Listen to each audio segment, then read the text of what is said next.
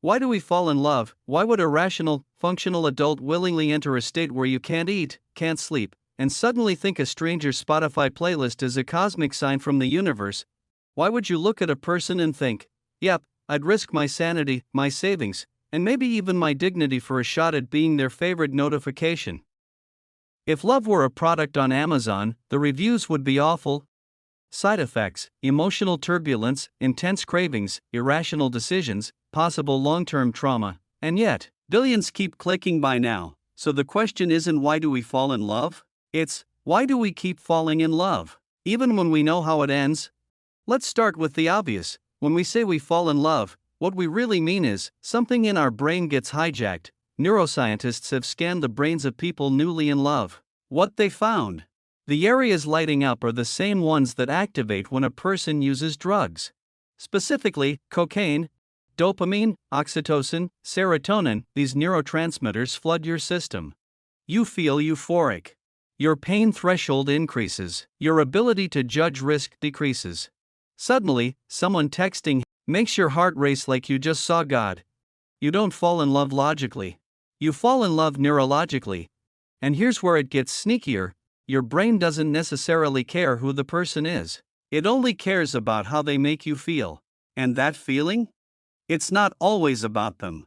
It's often about you, your past, your patterns, your subconscious trying to resolve unfinished business. Let me explain. Imagine you grow up in a household where love felt inconsistent. Maybe affection was conditional. Maybe validation came and went, depending on your performance, your behavior, your ability to read the room. Fast forward, you meet someone who's hot and cold. Kind one day, distant the next. You feel unsure, a little anxious, but also hooked. Why?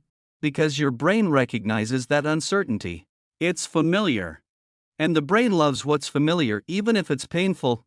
Psychologists call this repetition compulsion, the unconscious drive to recreate emotional experiences from our past, in hopes of finally changing the outcome. So no, you're not broken for loving someone toxic. You're just human, playing out a psychological loop that started long before Tinder existed. Dan Ariely showed how our decisions, especially under emotional pressure, often defy logic. We favor the exciting over the safe, the unavailable over the consistent, the maybe over the yes. Kahneman breaks down our brain into two systems: System 1 fast, impulsive, emotional, and System 2 slow, rational, deliberate. Guess which system takes the wheel when you're falling in love?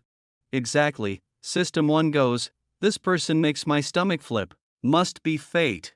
System 2 whispers, you have zero shared values. Please leave.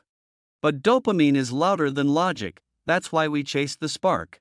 That electric jolt you feel when your hands brush, or when your eyes lock across the room.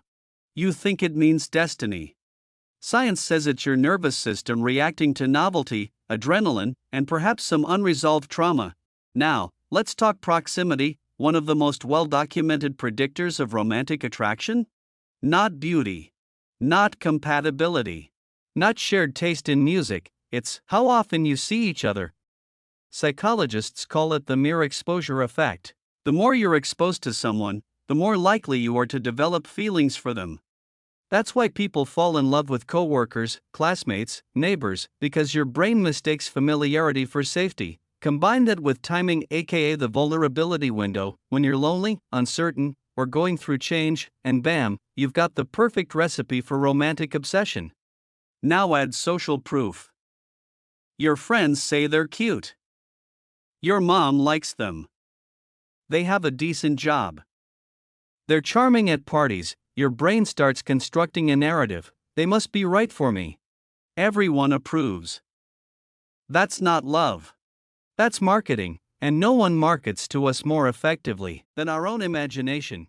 You see, love, especially early love, is more about projection than perception. You're not seeing them as they are. You're seeing what they could be, what they represent, what they awaken in you. We fall in love with potential, with fantasy, with the version of ourselves we become when we're around them. Sometimes we're not in love with the person. We're in love with how they make us feel about ourselves. That's not shallow, that's psychology. And here's the kicker, even heartbreak follows a script. Studies show the brain processes romantic rejection like physical pain. That's why your chest literally aches.